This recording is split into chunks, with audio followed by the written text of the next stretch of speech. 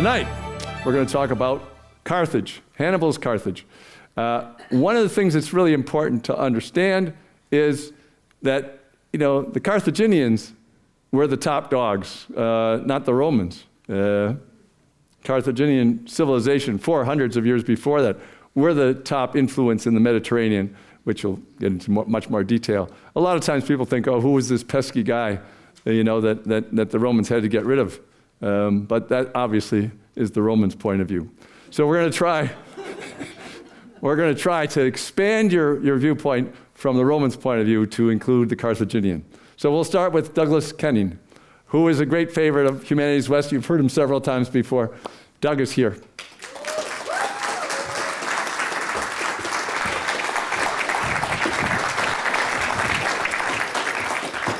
Thank you, George. Thank you. Delighted to be here. Thanks to Humanities West and Commonwealth Club.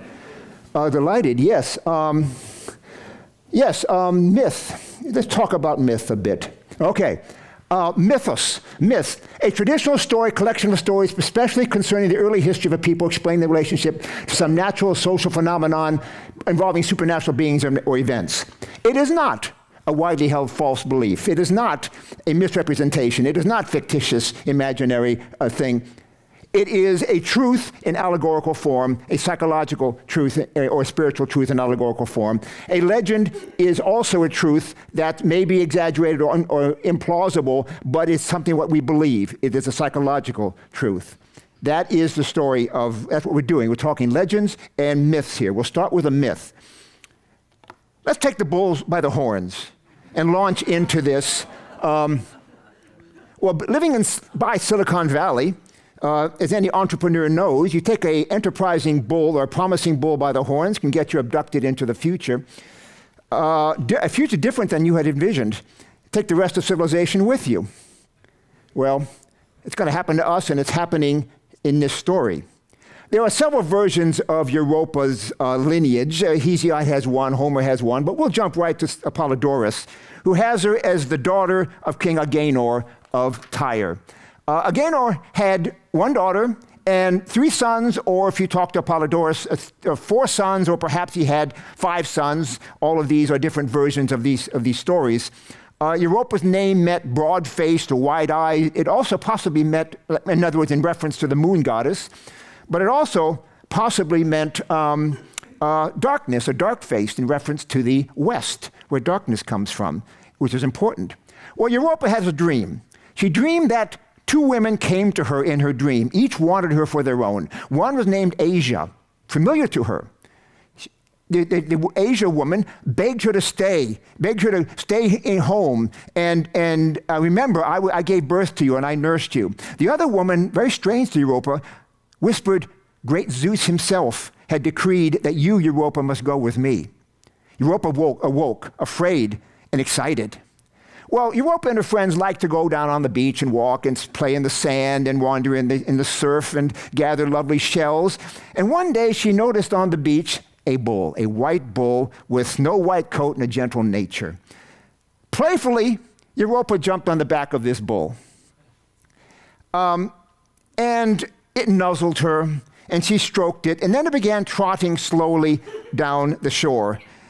And suddenly, boom. It jumps into the sea and races away and into the surf and begins swimming away. And Europa cries for help, but her friends could do nothing.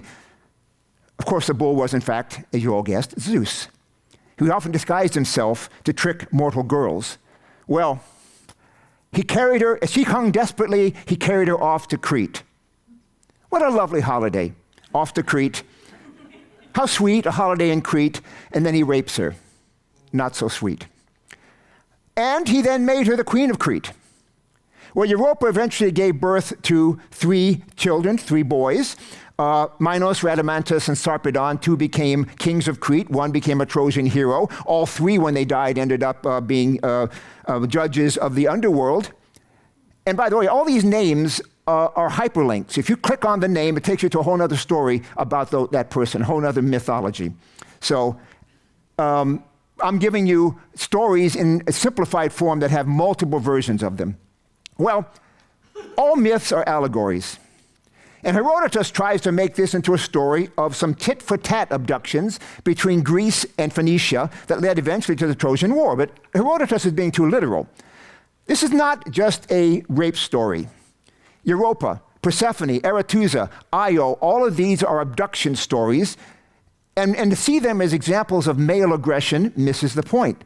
These abductions express at least 4 major things. One of which is that how the world and humans are empowered. For one thing, tales of divine abductions and the subsequent spawnings show the world being empowered, peopled with demigods and heroes, or otherwise we'd have no supernatural agency in people or nature. Many liaisons on this chart were not willing, were not voluntary, but nature has her necessities. And that takes us to the other another allegory aspect of myth, which is how life happens at all. This particular myth. Europa becomes symbolically an earth mother, impregnated by a sky god, Zeus. That takes us to the Heros Gamos, the sacred marriage of heaven and earth that many cultures, pre-Greek, pre-Phoenician, engaged in. The idea that you have to have this marriage of heaven and earth to make life happen at all. Nature is aggressive. Nature is dominant. Nature doesn't wait for your permission. Our bodies do not ask if we want to be hauled into adulthood. I was quite happy at age 12. He didn't ask my permission to get hauled into adulthood. Death does not ask our permission when it taps us on the shoulder and says, hey, you're next. Rain does not ask permission when it impregnates the earth. At Eleusis, they call out, Aoi! And they rain, conceive, and it happens. And that takes us to another aspect of this, which is in religious experience, transcendent religious experience. Enthusiasmos. Enthusiasmos literally means being penetrated or entered by the god. The experience of spring is orgasmic, to say the least. Look at Santa Teresa, lower left. 1,000 other instances in history and myth. Being penetrated by the divine spirit is exactly what devotion to a religion entails. That includes priestesses and priests throwing themselves into it and being penetrated by the god or the spirit of the god. And that implies bull cults as well. And where in the Mediterranean, very common, and princesses often became high priests. Here we have 4 examples of that kind of enthusiasmos. All of them are not willing by a conscious will. It's all happening to people. The top 2 could actually be taken to court as actual rapes, actual sexual rapes. Including, I'm talking Mary as well, by God. So we're talking about the idea of that penetration, that overwhelming nature has her agenda, and no one asked permission for her to go about doing what she will do. And it's also, the attraction to the bull is also suggestive of, say, a princess getting attracted to a bull cult and throwing herself into the bull cult and having that enthusiasm penetrating her. And she ends up where? Goes west. And what's out west? Well, the Minoans are out west, who have their own bull cult going on that is exemplified by the man-penetrated, interpenetrated Minotaur, whose mother was a very close example, but that I digress. It's also a story of the spread of culture. This particular myth talks about Phoenician culture moving west. When the highly civilized Phoenicians went to the relatively uncivilized Greeks during the Dark Ages and brought them what we now call Western civilization. It's an allegory which is furthered by the attempts to rescue Europa. And so King Agenor, stricken to lose his favorite child, sends his sons out to find her. And they all go out. All of them fail to find her, and all of them end up having failed, not going home, and settling where they landed. As is told by Apollodorus, we have Phoenix settling right in a land that eventually becomes Phoenicia after him. We have Cilix ending up in Cilicia, named for him, and founding the city of Tarsus, where a millennium later, St. Paul was born. We have Thasus up there, settling at an island just off of Thrace and founding a city there. And we have Peneus becoming king of Thrace, and we have Cadmus ending up founding Thebes. The myth is showing this allegorically, the spread of advanced Phoenician culture westward and sparking the revival of places that needed a cultural revival, needed a spark, like Greece coming out of its dark ages. And thus, the wave that ends up with you guys sitting in this auditorium and us having the civilization that we now have. And that includes Phoenician cultural impact, mostly achieved through trade. And that includes Europa, queen of Crete, founder of a line of kings, transfer of Phoenician culture to Crete, and the westward shift of civilization. Now, we could follow the Greek story. If we were following a Greek story in this lecture, we would follow Cadmus into the story of the cultural revival of Greece. We will nod at least to the major, the most important Phoenician gift to Europe, which is the alphabet. And you see upper left and all the alphabets that the Phoenicians taught the alphabet to. In fact, in Lebanon, Cadmus is still revered for, quote, carrying writing to the world. But again, I digress. The Phoenician expansion story shifted westward and pushed even further westward. Europa never made it to Sicily, but the transformative power of her myth certainly did. But let's turn our attention to the next western leap of the Phoenicians, led by another princess of Tyre, descendant of Phoenix. For her story, we must return again to the Phoenician lands. Turn that boat around. We got to pick up another myth. All right, there we are. Well, the story of Elisa. There are many versions. I've looked at 4 and tried to summarize 4 versions of this legend. It involves probably the politics of Tyre being roiled or a tumult based upon the aristocratic faction against the populist faction or the merchant interest against the landowning interests.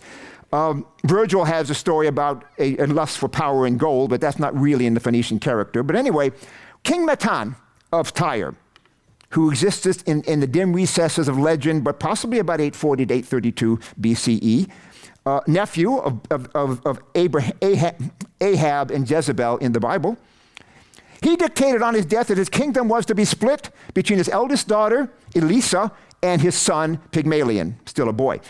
But the people of Tyre protested, and perhaps concerned about the instability of divided rule, Pygmalion alone was crowned. Or another version, Pygmalion was crowned by the king himself and there was never any controversy. Or, fearing the ascendancy of a populist party, king nominated only his daughter Elisa to succeed him, making her queen of Tyre. He also married her to his extremely wealthy brother, her uncle, Sycarbus or Acherbus or Sychaeus or Zarkabal. All these stories have slightly different names for this guy, who was either a high priest of Melkart or a wealthy landowner, to rule alongside of her. We have a suggestion that makes him part of the landowning aristocracy, and Pygmalion suggesting possibly part of the merchant side of the power struggle. Meton's son, Pygmalion, was only about 8 or 9 years old when the king died, and one story has the popular party lifting him into the position of king and kicking Elisa and Sycarbus off the throne. One version has them at that point going into seclusion for 7 years, and then Pygmalion, when he gets his majority, goes after her husband and has him murdered, trying to get a hold of his wealth.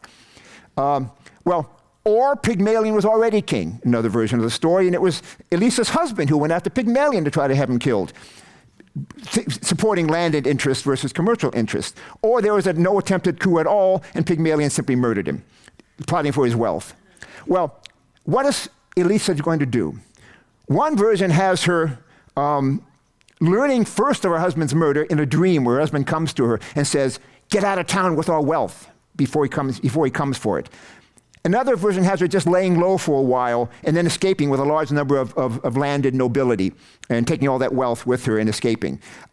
Elisa, the best version, Apollodorus' version, successfully allayed suspicions of her brother Pygmalion by requesting that she wanted to move into the royal palace with him, even though she knew he had murdered her brother, because living at the home without her husband was so painful to her and he said, "Fine, come to the palace. He's thinking he's going to get hold of all that wealth that she controlled.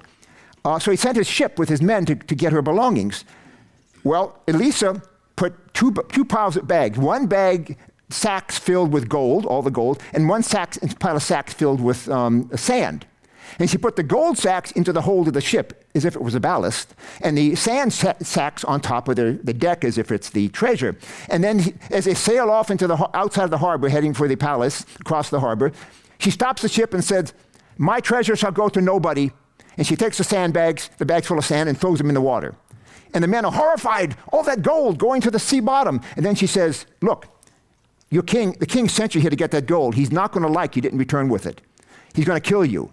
Come with me and we'll head west and set a new colony." And so they went with her. That's quite a determined and capable woman, which her later versions of her aren't going to follow that line. And so they go to Cyprus, which is another echo of that Phoenician commercial movement, Phoenician expansion. And I'm ahead of myself. Some vaguely plausible clothing of Phoenician aristocrats. There she is on the ship heading west.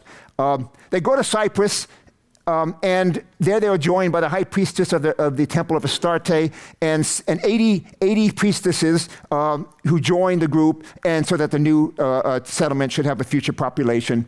And then off they go to Africa. Landing just south of Utica, which was a pre-existing Carthaginian town, a commercial town where they were welcomed, but then they didn't stay. They went a little bit south and established themselves on a fine harbor just south of Utica, here. And the signs were propitious because of the Horned Mountain. Horned mountains throughout the Mediterranean are especially sacred, and because the gods were horned. And so that Horned Mountain became a sacred mountain, Baal Korin, the mountain of the Lord with two horns, really, Baal being Lord. So it was a propitious thing to find, and therefore why we should establish ourselves. What to make of these legends? Well, this legend successfully convinces us, and it might be true, that there was sort of power struggle back in Tyre between maybe landed interest and commercial interest, or a populist uprising. It's all the evidence we have of that possible history, how the myth is giving us an allegorical version of history. But why Carthage at this site? Hard to say. Other than that propitious mountain there, it's fairly close to Utica, which is not, so you have a trading center nearby. But maybe all those aristocrats and all that landed money or whatever it was gave them a different purpose, so that they weren't out here just for commercial reasons as all the other Carthaginian outposts around the Western Mediterranean were. So here we go. She establishes a city. Virgil's account, she asked the local king, Iarbas, for a bit of land. Iarbas, who wants them gone, the old story, refugees show up and you want to get them out of here, run them off, dismissively offers to sell them only as much land as could be encompassed in an oxen hide. He said. Well, clever Elisa cuts the ox hide into very narrow strips and then lines them end to end and surrounds an entire hill. And the hill is called the Hill of Byrsa, which probably comes from the Greek word byrsa, or ox hide. So we're still with the oxen metaphor, the oxen idea. But we're going to move past that in just a second. Because as they dug the foundations, they found the head of an ox. And the soothsayer said it's a bad omen, because it prophesied that they would be hard workers, but would be enslaved by others. That's a no good. As they say in Sicily, right across the straits from Carthage. So they asked for a second opinion, allegorizing that they're leaving the bull worship behind, the idea of bull worship, shifting to a different sacred symbol in a new land. My bad, said the soothsayer, it's really the head of a horse. And which is propitious, implying that they'll be creative, powerful, courageous and powerful. And thus the horse becomes a symbol of Carthage. And we have Dido, great commanding figure. There she is on a throne. To her left, our right, is Africa, personification of Africa, with an elephant headdress, horns because she's a goddess. And on Dido's right, our left, is a hand servant who's black. The other two are white. But that's the Romans doing this thing. So there's Dido, the founder, called the founder by Virgil. And Kart-Hadash, the new city, is arising, already populous and wealthy. Well, you got to propitiate the locals. King Iarbas grew angry, and he threatened war unless Elisa agreed to marry him so he would be king. The elders of Carthage came to her and said, well, we got unwelcome news, but we hesitate to tell it to you. And she said, they scolded them. She said, you should not skirt difficult duties, and should put the welfare of your homeland over personal feelings. And they said, okay, well, the King Iarbas wants to marry you, and if not, he'll declare war, and we don't have much of a military. And she said, by your principle that one should not skirt or shirk difficult duties, then we suggest you marry him, even if it's an unwanted marriage. And here we have another legend telling the historical truth of the fact that new arrivals in a place are going to want to hang on to their values, their culture, their previous ties, and are pressured to merge with the locals. And this is something which every immigrant understands. And it's a wrenching thing to happen. And we find it again with the Rome story, the rape of the Sabine women, that idea that you've got to merge, and the merging is painful. Well, trapped by her own rhetoric, Elisa had little choice but to comply with the will of her people. But she had a massive pyre erected, saying she would make sacrifices to the spirit of her dead husband so that he would give her permission to marry again. Once the fire was ablaze, she climbed on top of it, turned to her people, announced she would go to her husband as they desired, and stabbed herself to death with a sword, and was consumed by the flames. As was Carthage at the end of the Third Punic War. And Carthage's history had ended at that point, and its story is rewritten by the victors. And we'll get to that. Well, we're going to get to it right now, because I'm going to go back to tell you the Dido story as it was rewritten by, let's not get ahead of my slides again. I love showing Turners. They're so astonishing. And there she is, being noble and regal.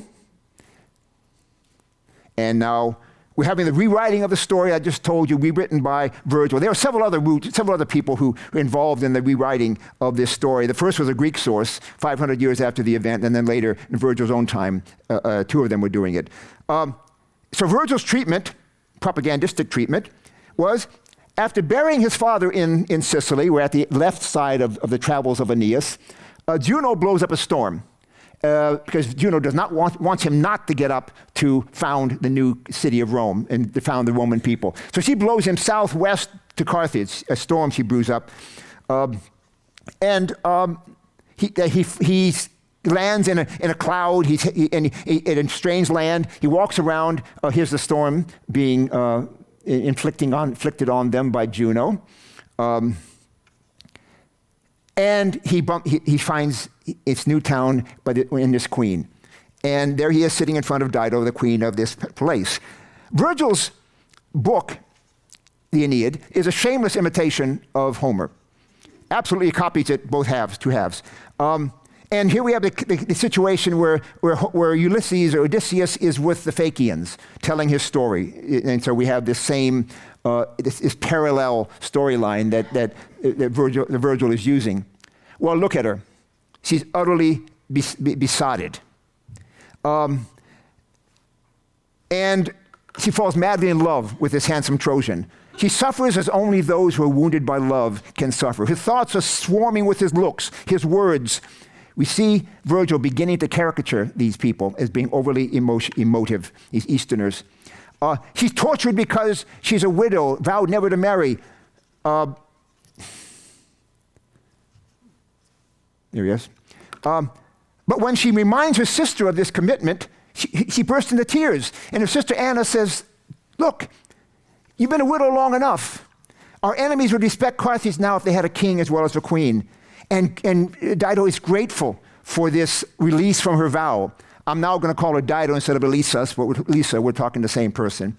And she makes every sacrifice she can, even pure white heifer sacrificed to Juno, seeking every excuse to be with Aeneas. She takes him on sightseeing tours, dines with him every night, makes him repeat his stories again and again. Every day she wanders the city in a fog, thinking only of him, neglecting the city's business. Like a deer wounded by an arrow in her flank, says Virgil, maddened by love's pain. In Virgil's words, Dido burns. Well, the queen of the gods, Juno, notices this situation and discusses with Venus, who after all started it all. Juno proposes that the couple marry with Carthage as a dowry because Juno wants Aeneas not to get to Italy. But Venus isn't fooled. Venus knows Juno's intentions, and she wants him to get there, so they work out a compromise. At least they can go on a hunting expedition. Off they go on a hunting expedition. Lovely excursion. Splendid, everyone's beautiful, is described by Virgil. But Juno brews a storm because he's got a plan. And she wants the lovebirds to hide from the storm in a cave. And so knowing if alone in a cave, they couldn't resist each other. And the storm rages, and indeed, they do go into a cave. It's this lovely scene. You've got this wildly passionate nature all around, and that's dwarfing our two figures, as if they're overpowered by nature, and there's the fury of nature, and there's also an inner fury of love and sex and passion for them, and lust. That's the word, lust inside the two of them. This inner, outer, out of controlness. Well, of course, in a cave by themselves, the marriage is consummated. The implied marriage is consummated. They've never actually formally married, but their love is consummated. Wedding torches are flashes of lightning. The choral hymn is sung by wind-whipped trees. Witnesses are gods. But it's no big deal to the guy, Aeneas. He's hardly mentioned by Virgil in this passage, but it's life-changing for Dido, for the stakes are much higher for women. The goddess Rumor rushes to town to tell all. Dido and Aeneas are illicit lovers, and incompatible forces rush towards tragedy. Well, Dido considers that consummation effectively a promise for life, a marriage. Aeneas seems to agree. He helps her build the town, the new city, as if it was going to be his city as well. But rumor has spread the rumor of what happened all across Africa, and King Earbas is upset. Because he had given her the land, he thought that gave him a right to eventually marry her and be king, and now she's obviously betrothed or committed to another. So he complains to Jupiter, and Jupiter agrees. Besides, Jupiter's a guy, and he's annoyed that Aeneas has forgotten his mission. He wasn't saved from burning Troy for that. So Jupiter sends Mercury with a single word command: navigate. Navigate. He shall sail. Well, Mercury comes and finds him happily building Carthage. Well, Mercury scolds him for being under the thumb of a woman and for forgetting his duty and the duty and the glory promised him, and forgetting the duty and the glory for his own son, his son's future glory. Aeneas tries to think of some compromise situation, but he can't. And his crews secretly begin to prepare the ships. Well, like many a guy betraying his wife, Aeneas hasn't the courage to tell her he's leaving. But she notices the ships preparing to sail. Here we have Aeneas, again back to the Odyssey, Aeneas in the role of Calypso, who wants to keep Odysseus on her island, but the gods show up and say, no, he's got to go. And so Dido furiously calls him to account. What about your promise? I'm surrounded by enemies. I need you. Last tactic, I'm carrying your child. Aeneas is miserable, but determined, fishing for excuses. It is not by my own free will that I go to Italy, he says weakly. Dido is in a wild frenzy. You're not the son of a goddess, you're the son of granite. You arrived as a beggar, I saved you, and now you turn me into a beggar. I'll haunt you for the rest of your days. And she rushes off. Aeneas returns to his ships, and the men work eagerly, as tirelessly as ants, says Virgil. Her sister tries to appeal and say, just wait until springtime sailing weather. Sailing weather is better.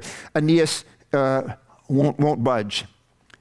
He's weeping, but he's determined. Well, two dark omens haunt Dido.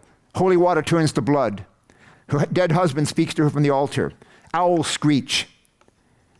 Her problem is she's lost self-respect.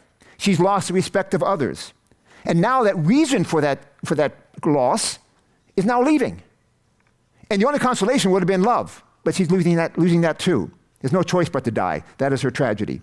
Aeneas was happy with her, living in the moment, but when reminded of duty, his past duty as a Trojan and his future duty to found Rome, duty took over.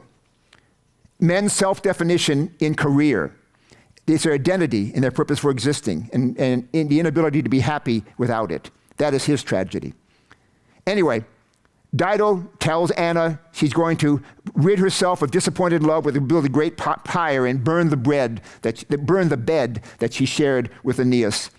And at dawn, she rises and sees his sail in the far distance, and he's gone.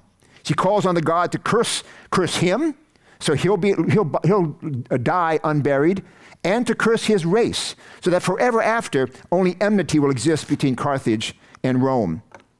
And she calls for an avenger to arise from her bones. Here's Virgil, because these lines are all Virgil. Virgil sticking that in to remind the Carthaginians of this curse of Dido, and that the avenger she's calling for, of course, the Romans will know, is Hannibal. Dido then stabs herself on the altar, and Anna desperately tries to save her. This is a moment that's much covered in art. After she was sliding into misery, getting smaller and smaller in humiliation. And then suddenly, she rises to a majestic finale, a great queen at the end. From the great sea storm in Book 1, we arrive in Book 4, and the whole story is in Book 4, a great human storm of love here. Many painters have painted the death of Dido, but few, to my mind, have conveyed the kind of mixture of rage and grief and vulnerability that Dido experiences in this moment. Virgil's book imitates Homer, but he seeks something different. None of the abandoned women in the Odyssey lose their man those who do lose their men forever, Calypso, Circe, and Nausicaa. None of them are given tragic status. Not even in Iliad or Andromache. None of them are given tragic status. We all see the grief, but it's not a tragic grief. Here, we get it. And Virgil really introduces to literature the tragic note. One of his unique contributions. I take it back. Not tragedy, obviously a Greek thing, but love as a tragic force. That is one of Virgil's contributions. The double opposition: Juno versus Jupiter, Carthage versus Rome, passion versus control, desires versus gravitas, happiness versus glory, love versus duty. Gravitas and fore impious. Excuse me. Virgil gives us some powerful love scenes, but it's in the earliest time in literature where pure affection or emotion surfaces without complication, without being diluted. Virgil at the end assures us that that Dido has the dignity of a Roman. At the very end, gravitas, pietas, virtue meaning composure, self-composure. The superiority of these male qualities appear in her just at the moment that she dies. Well, what have we got here that Virgil has given us? The Roman ideological uses of defeated Carthage. It's Carthage's evolution from a physical to a mythic entity is a Roman narrative. Rome burned everything in 146, end of the Third Punic War. Everything burnable at Carthage, they burned. And all Carthage's libraries they gave to the local allies and Numidian princesses, leaving Rome alone, unchallenged, as a definer of what Carthage was. And Rome needed that story because Carthage was indispensable to Rome. Carthage used her shamelessly for their own self-justification and glorification. Carthage's destruction gave sanction to the Roman account and the Roman self-image of themselves, self-image of who they are and the Roman greatness. A series of categories of the Roman version of who Carthage is or was. They're foreigners from the east. Romans are playing to xenophobia. The word Punicus for Phoenician, calling them Punics, meaning Phoenician, every Roman reader would know oh, they're Phoenicians, they're from the east, they're barbaric folks from the east, or they're not, if not barbaric, at least they don't have Roman toughness, they're not locals, they're outsiders, they're from the east, the Easterners. And that's what that word means. And the word is almost universally used in a pejorative sense by Rome. They're aliens, even though Carthage was established before Rome. They're dishonest, lying, avaricious, another old complaint about the expert businessmen and merchants that the Phoenicians were. They're sleazy crooks, shysters, not to be trusted. Punic good faith, punica fides. It's said ironically, with a rolling of the eyes. They're subhuman, they're brutal. This goes back to the Hebrew prophets, hating the Phoenicians. Greeks and Romans and Hebrew prophets talked about the horrifying example of them throwing their children into the fire of Moloch, which reminded of Livy's story of Hannibal's father holding him over the furnace of Baal and making the boy promise to dedicate his life to fighting the Romans. They're decadent, self-indulgent, emotive. They're not stoic like us. Dido is a product of many stories, but it's Virgil and the Romans who made her the Dido that we know now. And they defined her furor impius and its destructive possibilities, its destructive consequences. Greek and Latin writers both portray Carthaginians as barbarous voluptuaries, decadent barbarians overruled by passion. This is the same Orientalism that Edward Said brought out 2 millennia later in our own time. Hence, Dido is no longer the steely-eyed, chaste, determined outsmarter of men of the original legends. The one who, with her husband murdered, began rationally figuring out what to do, organized and ran a colonizing voyage, built a great city. Instead, no, she's a victim-y seductress, obsessed with love, and when she loses her beloved, does not behave like a stoic Roman, thinking of her duty to her people and her city, instead she kills herself. Aeneas was right to desert such a drama queen and fulfill Rome's glorious destiny. That's the verdict. Interestingly enough, we have Cleopatra visited Rome when Virgil was in his 20s. And Cleopatra stunned Rome with her presence, with her charisma. But then, after the civil wars ran their course, she became demonized as a seductress, and demonized especially by Octavian, who became Caesar Augustus, who was in fact Virgil's mentor, Virgil's patron, as he wrote the Aeneid. So the demonizing of this woman, Virgil saw her as a great image, Cleopatra, that he might have used in Dido, but then also the ability to demonize her later as a seductress and a bad influence on proper Roman values and dangerous. He gave Dido good qualities only to justify Aeneas' attraction to her, to emphasize Aeneas' nobility in abandoning her at great emotional cost. So the more appealing she is, the more his virtue is shown by leaving her, and to make it a more effective tragedy. It's the oldest of stories. Women hold society together because they prioritize relationships. Men serve society or destroy it because they prioritize duty and honor and their own glory. The guy sacrificing family time for career. Anyway, and finally, the irrational vengeance. There's furor impius again.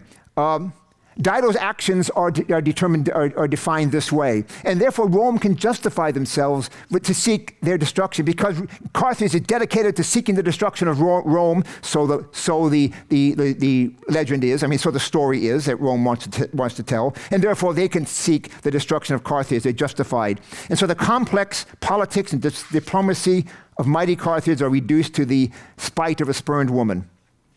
And we have Hannibal Livy assures us that Hannibal swore at an early age to destroy Rome, playing again on that implacable hate idea that Rome liked to play. And they're the aggressor, bent upon evil. Hannibal comes across the Alps with his elephants, portrayed as malicious evil, intent on enslaving all of Italy. Forever a useful icon to use as an archetype of danger. Roman mothers would use to scare their children. Hannibal at Portus, Hannibal at the gates, behave, to scare them into behaving. Remember people like Demosthenes and Churchill saying the enemy's at the gates and being in some cases right. In fact, in those two cases, definitely right. But it justifies Rome's only irrational vengeance, its own wish to destroy Carthage. So you make them into a vicious enemy, and then you're okay, you can destroy them. Then you can bomb the hell out of them. Well, I'll finish with our final echoes of this legacy. A massive influence on Western culture. Dante it's mostly focused on Dido, unfortunately, this rewriting of history. Dante puts her in a second circle of hell for her alleged wantonness. Shakespeare mentions her 12 times. There's upwards of 20 composed pieces, a number of operas involved in this story. Many sculptures, innumerable paintings. I've shown you some. Lorraine's, Titian, Tiepolo, Four Turners. It's a Western slander of the East that precedes Rome, and precedes the Greeks, and it continues to the present day. Punica fides, good faith. Punic good faith. Thomas Jefferson mocked Britain. Her good faith, a nation of merchants, he says. Punica fides of modern Carthage, he sneered at them. Britain is a nation of shopkeepers, and so were the Carthaginians, and you can't trust any of them. The French, pursuing their own aggressive colonial aims in Africa, imagined themselves as the new Rome. The barbarians were the Arabs, described as such in Carthage terms. And also effeminate, lazy, morally lax Orientals as well. French attitudes, this is coming right out of that French attitude. It's an astonishing book. I recommend it to everybody. It's so beautifully written, and it's so over the top. And yet it's sadism and cruelty, repugnant luxury. Who would want to be those people? They're horrible, but they're fascinating reading. Roman-derived slander, and they deserve their fate. They're people who deserve what they get because they're barbaric, they don't have the proper values, and they're dangerous, bent on our destruction. It's interesting, American historian Franz Sherman mentioned that back two decades ago that Iraq is now Washington's Carthage, a place we're going to smash because they're dangerous, because they attacked us and therefore they deserve all the dead that we can inflict upon them. Do I have to point out both directions, Hamas and Israel? Well, the continual relevance of Carthage. I have to say that there's a few examples of the other side, taking the Carthaginian side by saying, hey, we were unfairly treated. The Irish for 2 decades, have been looking at 2 centuries, looking at the English as being Rome, the barbaric Rome, punishing them for being different. And the Irish tried to claim that the Irish language derived from the Punic language, and that Irish megalithic tombs were actually Phoenician. Byron has a great fun mocking that point of view. But you see Ireland trying to portray itself as the victim, as the Carthage victim. And in fact, Seamus Heaney does that quite recently, also portrays Ireland as the abused victim of aggressive, tyrannical, abusive Rome. And we have one other positive take on Carthage, which is the Tunisians also honor that legacy. 1,500 years before anything Islam, they nonetheless honored that legacy and take it seriously. And you see a Tunisian banknote with Dido on it. And Tunisian women sometimes called daughters of Dido. Well, I'm going to leave the last word to 2 people who took that slander and made high art out of it. It's over the top. It's showing the kind of Carthage that Carthage wasn't really, but it's done so beautifully, and it's part of that legacy. Here I give you Purcell and Janet Baker in the final aria.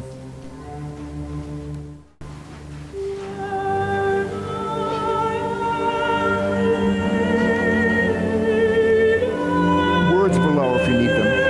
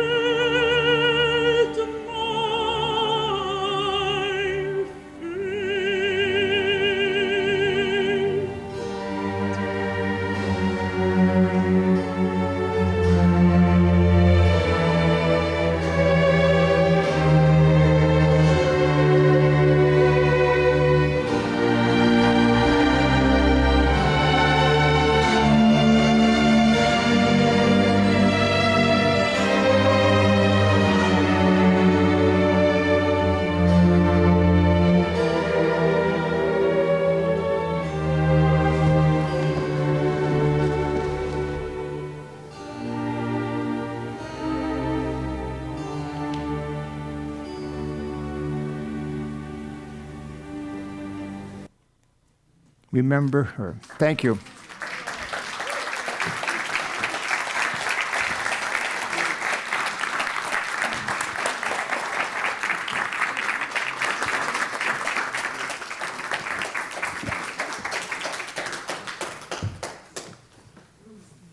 And now we have Patrick Hunt from Stanford. Scipio, when his ship landed in Africa, he tripped over the bow. And he said, that's a good omen.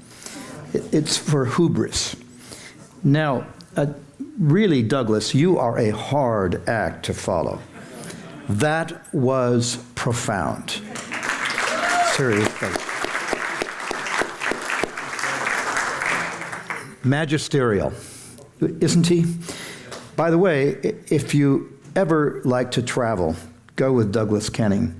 Some of you know that. His trips to Sicily, to Naples, there's nobody better.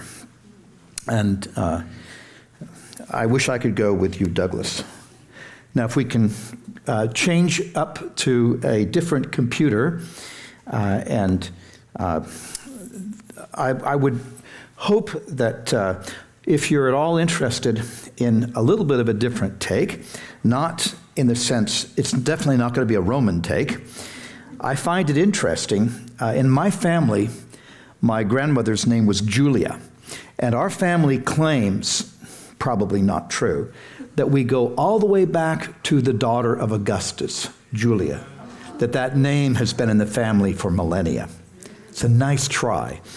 But seriously, even though Augustus' daughter Julia could be there somewhere, slim chance, but I will not take her side. I will not take the side of the Romans in that. So I'm going to appreciate very much Douglas's incredibly beautiful, and to end with Dido's lament. Oh, that was fantastic. So I'm going to take the pickup from Hannibal, and some of you may know that I've spent about 20 years on Hannibal, tracking Hannibal for National Geographic as an explorer.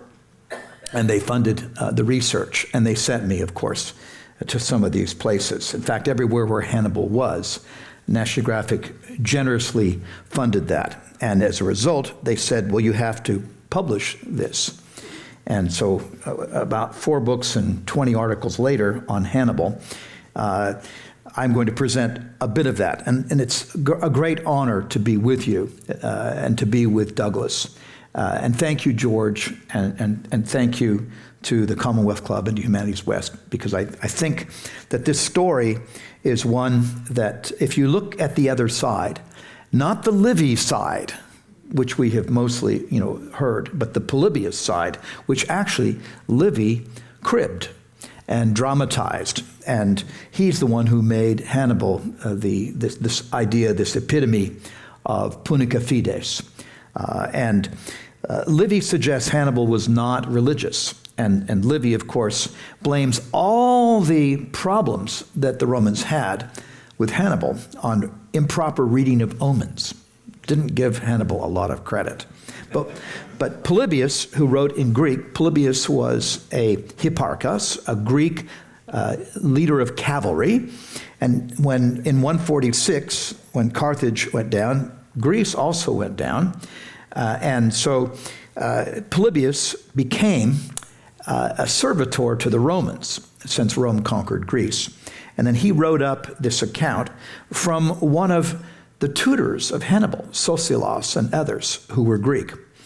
And so Polybius doesn't have an axe to grind like Livy, doesn't have a Roman take to justify all the propagandizing against Carthage. And it's interesting, Carthaginian religion was probably its own worst enemy in certain respects, if the stories are true about infant sacrifice. And we're going to come a little bit to that. So by virtue of working on Hannibal for National Geographic, et cetera, and leading expeditions for them and excavations and tracking Hannibal, I'm going to show you a little bit of the Hannibal story. And this is just some of the National Geographic stuff that they always want, their pictures shown with their famous yellow, rectangle. And we've worked on this in many ways. You can see the top left says National Geographic Explorer Patrick Hunt. And where I'm on the ground, lying down on the ground, I'm at the pass that we think is the right pass that Hannibal went through. Yes, it's a very contentious topic. And yes, F.W. Wilbank said that probably more ink has been wasted on trying to track Hannibal over the Alps than any other conundrum in history. Nonetheless, National Geographic asked me to try to do that. And so with that money, we had a lot of expeditions. We went over 35 passes. Some of you may have heard a bit of this before, but I'm looking at a geological map because I think as an archaeologist and a scientific archaeologist, that you better know what the ground is like where things could be. You better know its pH, you better know its rate of consolidation, you better know its geology, all the things that can preserve or decompose organic material in soil and so on. So geology is a really important component for archaeology. And my PhD was in archaeological science, working at, of course, along the way at U.S. Geological Survey and taking a lot of geology and so on. So I'm not sure that following Hannibal, in the footsteps of Hannibal, is easy, but Polybius sets out about 10 criteria that probably, if you can extrapolate from those criteria, you can probably get a pretty good idea of the area of Hannibal's crossing the Alps. So as a result of that, the book that Simon & Schuster commissioned, New York Times liked it, many others liked it, not everybody liked it, but Kirkus Review gave it a nice, a take too. And I'm told, this is shameless, I'm told, I didn't even ask the Commonwealth Club to do this, but apparently there's some copies out in the lobby. I don't mind, and Simon & Schuster won't mind either. But anyway, this is where I put together this 20 years of work. And by the way, my editor, who was the vice president at Simon & Schuster, kept asking me for my material on a speedier basis. And I kept saying, but Bob, I have to go back out in the field and study. We have some more field work to do on this. So the book took probably too long. But I don't think it will not take as long to read as it took to write. Anyway, now let's go back and go through a little bit of the material that Douglas shared. And when we think about Hannibal, is it okay if I meander to the screen a little bit, George? Yes. Okay, so Hamilcar Barca, who was Hannibal's father, in the First Punic War, 264 to 241 BCE, Rome won kind of at the last gasp. The Aegetis Islands are right here, and a storm sunk the fleet of the Carthaginians right off what we call Trapani today, Drepana then. The Aegetis Islands, the storm destroyed the fleet, and ergo, there wasn't any more naval power left to Carthage, which was its strong suit. And the whole First Punic War was over Sicily, as Douglas showed us with Cato, Carthago delenda est. Carthage must be destroyed because it's only 3 miles from the toe of Italy to Sicily. And Hamilcar was stuck in 241, the Treaty of Lutatius, because the Romans won, sort of de facto. It had gone back and forth for the 20-some years. But he was gone so many years from Carthage, and yet he's stuck here with his army at Erice, which you may know in Sicily is a beautiful spot. There was a temple, there was ultimately a temple of Astarte there. But Hamilcar comes back begrudgingly saying, you really shouldn't end this war. It's not really over. They won this last battle, but the Carthaginian Gerousia, the Council of Elders, accepted the penalty of 3,000 talents of silver, and Hamilcar comes back, Hamilcar Barca, the Barcid clan, and he has to bring his army back to Carthage, and they're not happy and they haven't been paid. There's a mercenary rebellion. Hamilcar puts down the mercenary rebellion, And there's this tension, as Douglas has already intimated, between the military might and the mercantile might. The Gerusi was mostly ruled by business people at this time, which was fine, except they were worried about Hamilcar possibly usurping power and overthrowing them. So to pay off the penalty, what Hamilcar said, well, I think I should go to this new town that my cousin founded. You remember Carthage itself, Cart Hadasht, the new enterprise. Cart is the enterprise. The king of enterprise is Melech. If you know Melech in Hebrew or Phoenician, Melech and Cart becomes Melkart, this god, who's very much the equivalent of Hercules. While the classical peoples called these the pillars of Heracles or Hercules, the Phoenicians called them the pillars of Melkart. So Melkart is often shown with a club, like Hercules. And so Hamilcar, whose name is a theophoric name, meaning he carries the name of his god, Ha-Melkar. Melkart is in his name. And he names his son Ha-Nibal, the grace and favor of Baal, of Baal. So he has 3 sons at least, Mago and Hasdrubal also. So Hamilcar says, I'm going to go and pay off this penalty fast. Let me go and let's get lots of silver from Iberia, named after, as Herodotus says, the Iber River, which we call today the Ebro. So he's going to go, but his sons, especially Hannibal, the eldest, say, Dad, we haven't seen you for 10 years. You know, I'm 10 years old now. We haven't seen you. You know, you came home for a quick one night with Mom, and I'd like to go with you. If you leave, I'd like to know my dad. Can I go? Well, various stories about what happens, and Douglas shared one. We're told, and you saw that picture of the mountain, the Baal Karnaim, the horns of Baal over Tyre. All we know is that Polybius says that Hannibal, he said, okay, I want to go with you. Hamilcar said, you can only go on one possible stand. If you will make a vow to hate Rome forever, if you make a vow to have enmity against Rome, you can go. But you have to make this vow to your god, Baal. And we're told by Polybius that he did. And we're told by Polybius that there was a still breathing sacrificial victim to Baal. That could have been an animal, but it could have been a surrogate child. We don't know. People sometimes have trouble with that story, but Polybius records it as in a conversation with Scipio in Ephesus years later, that Hannibal tells that to Scipio, because ultimately they became colleagues and almost friends. So whatever the truth of that story, we'll never know, but it's repeated in so many places. So Hannibal goes with his father, 80 baby elephants, who are going to become war elephants, maybe 90,000 allies, most of whom are probably mercenaries, which is the Carthaginian way. And they go from Libya, Getulia, Numidia, Mauritania, of course, Carthage. And they go across where all the Atlas Mountains at that time being very forested, lots of rivers, a lot of fresh water pouring down. And they travel weeks, if not months, commandeer all the boats, cross over into Iberia. And of course, Cadiz, they'd founded in 1104 BCE, back in the Bronze Age, with the Tartessian silver and gold trade.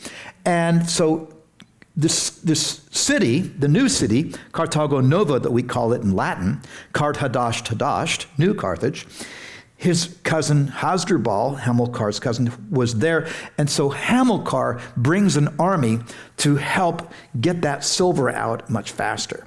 Now, of course, there's a very strong likelihood here that Hamilcar is not just interested in paying this penalty. He's not just interested in giving the penalty of the Treaty of Lutatius, this indemnity of 3,000 silver talents, back to Carthage to then pay Rome. He's probably building a war chest to continue this war, because he is investing his son Hannibal with this hatred against Rome, because he felt it was not only unfair what else Rome did, after overtaking Sicily and kicking out the Punic Carthaginians. They also broke the treaty and took Sardinia and Corsica, which wasn't in the treaty at all. So Hamilcar was really angry. But he takes his boys with him, especially Hannibal, and they go to Iberia. Now, you can see Italy, a land of landlubbers, not really sailors. They can't really expand outside their water-bound peninsula. They can only go north. So they can go north into the land of what we call the Celts or Gauls. Celt and Gauls are the same word, if you think about it. K, same glottal stop and L. Herodotus calls them the Keltoi. The Romans in Latin call them the Gauls. But there are the Transalpine and Cisalpine Gauls in the Padana, the Po River Valley. And the Romans establish, by this time, 2 new colonies, one at what we call Placentia, today Piacenza, the other at Cremonum, that we call Cremona. They had another one at Ariminum, today Rimini. But they're taking over all the lands, the farmlands of the Celts in that northern Italy area. So Rome has to expand north. And these people are crying out for a savior. They're crying out for help. They're crying out for somebody to redress the situation. Well, who's listening? Young Hannibal in Iberia. And Hannibal grows up as a military, camp kid. His father's the best general in the world at the time, so he teaches them all of military strategy.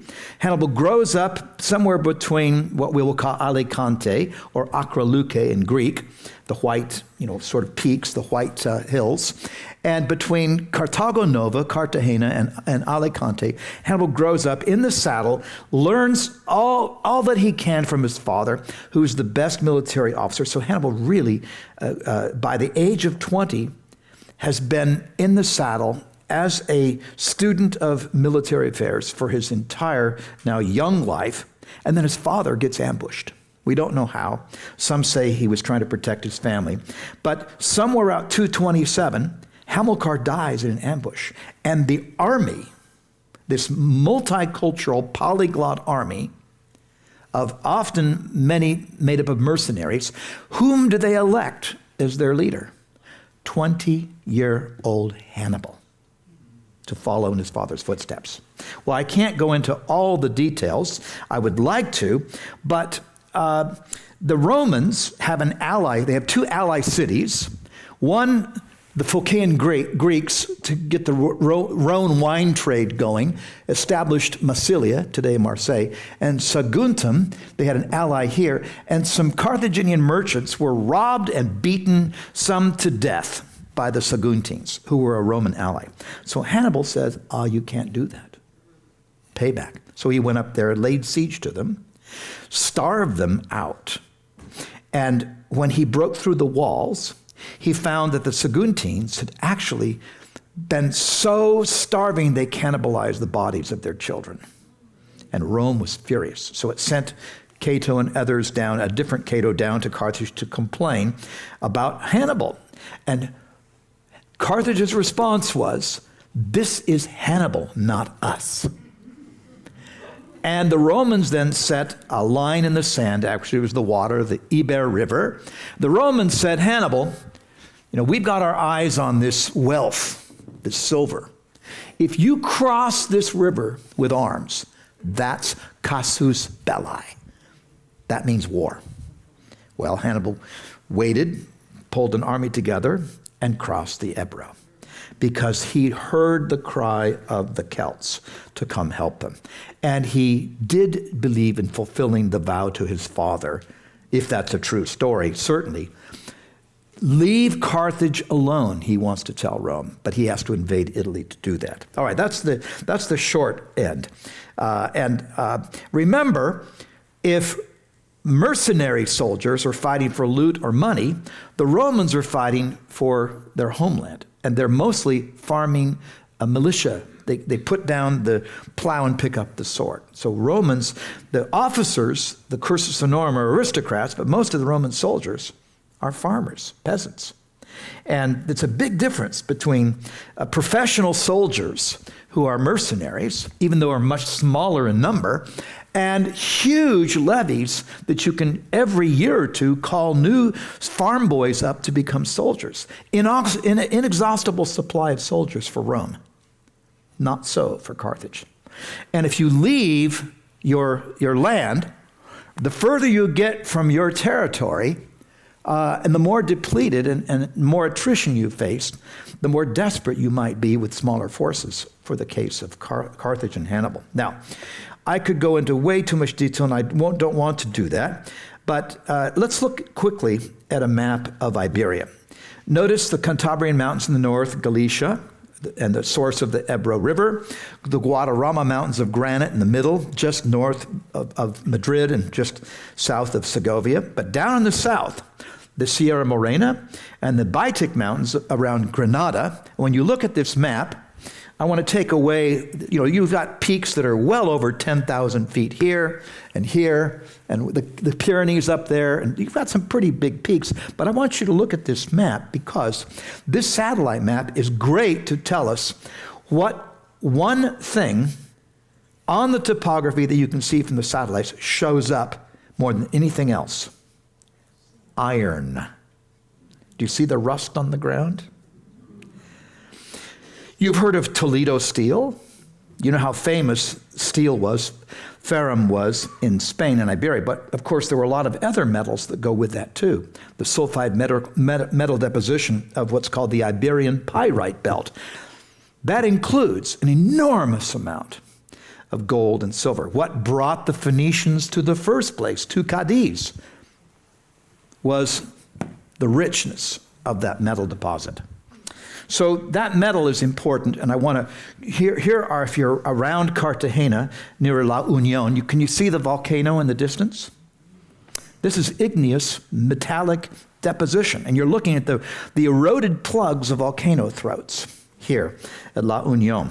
And we had a double spread in National Geographic in Spain on Hannibal, and I was part of that in 2022. So, of course, I went to work on the Spanish silver. And if you look at this, can you see some of these really raw, fantastic metallic depositions, even in the foreground? You can see all kinds of carbonates and sulfates and the silver. And there I am looking at that. I'm always in shorts, except for tonight.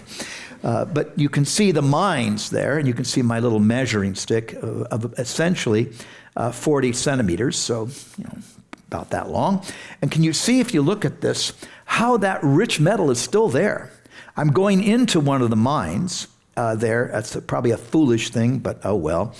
I've done it too many times, and you can see these silver and lead carbonate tails that are still there after easily 2,500 years. Really rich metal.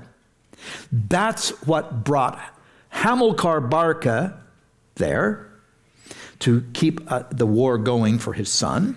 And here, this is one of the hoards, the Cerro Colorado hoard in the Malaga Museum. And what do you see? A lot of African elephants, and very likely the face of Hannibal. These are later. This hoard was during Hannibal's time when he minted his coin. And why did he need to mint coins? Why did he need silver? Well, if you think about it, it makes completely good sense. He married a princess whose family owned the richest silver mine in Iberia. Do you think it was for love? The Bible mine? We don't know. If you've been to the Museo Arqueológico Nacional in Madrid, this isn't her essentially, but look at the silver bling that these people are wearing. Now, this is where her family owned that mine. That's the Bible mine in Castelló. But this whole southern part of Iberia, Andalusia, basically, the demarcation geographically of Andalusia is that Iberian Pyrite Belt.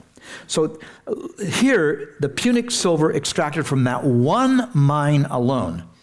Pliny, in Historia Naturalis, tells us there was 300 pounds a day of silver from that mine.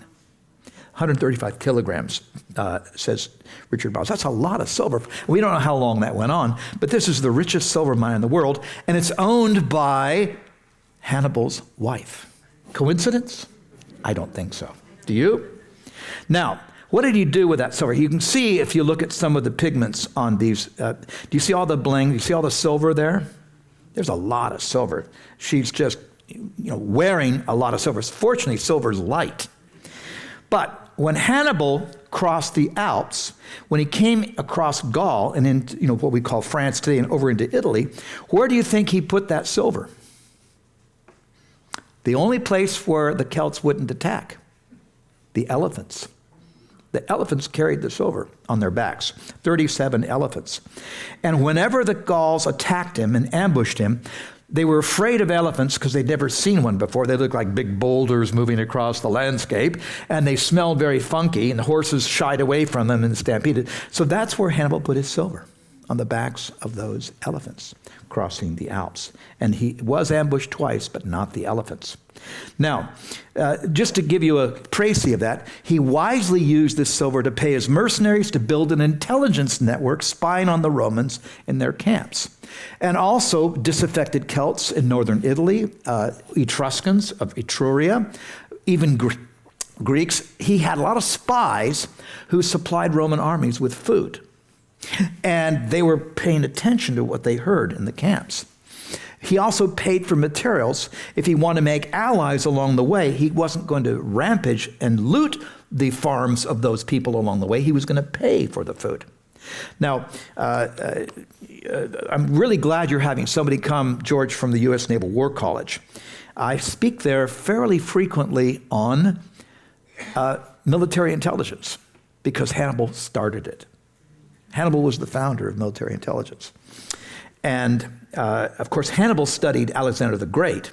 But when you read about Hannibal's use of intelligence, because he always had to work in his invasions, he had to work in places where he had to get into the heads of the people he was going to fight. So he had to understand their vulnerabilities and weaknesses. So feet on the ground. So when I speak at the U.S. Naval War College in Newport, Rhode Island, and I'm looking out at my classrooms there, I see not just Army, Navy, Air Force, Marines, et cetera, but I also see a lot of CIA, a lot of NSA, a lot of MI5 and MI6.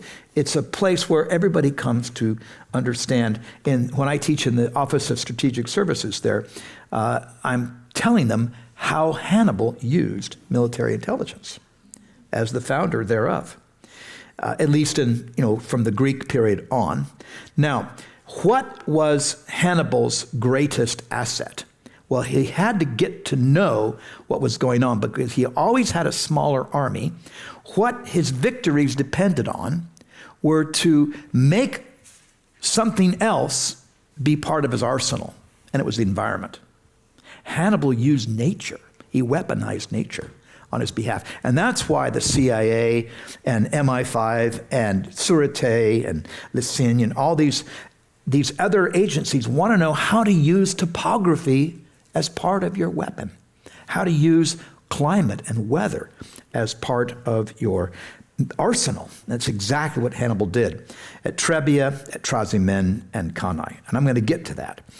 So here's when he crossed in essentially the beginning of winter, roughly early November, and he's not going to go across the peaks, he's going to go over the valleys.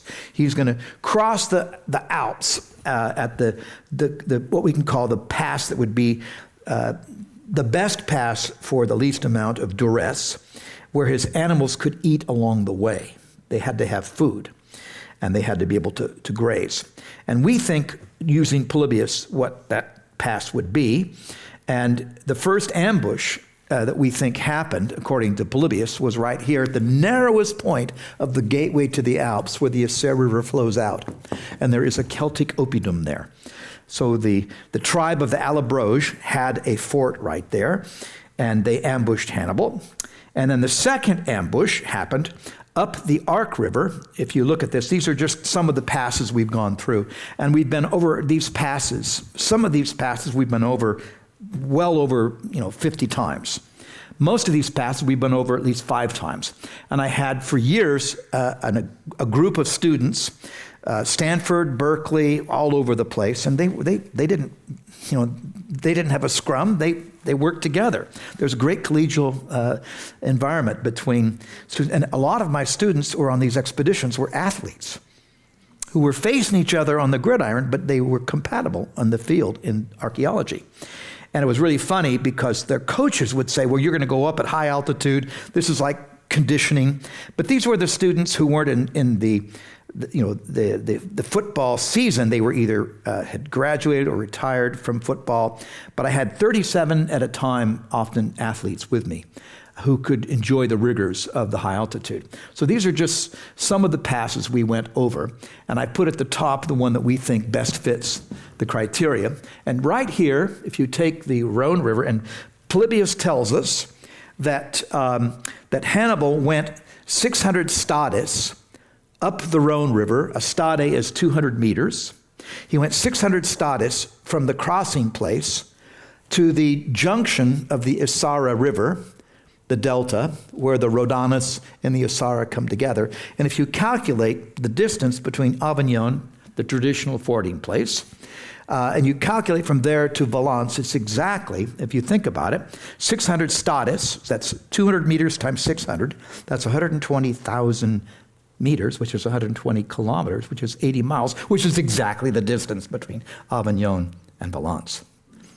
And then he turned east.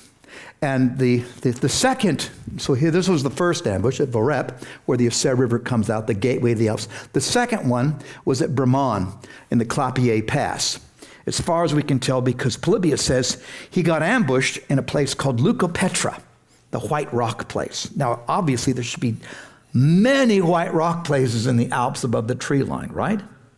You'd assume that, logically. But this is the best fit because it's really popping with the green larch forest around it. This, what we can call an anticline of dolomite. And there it is. It's been there for well over 5,000 years.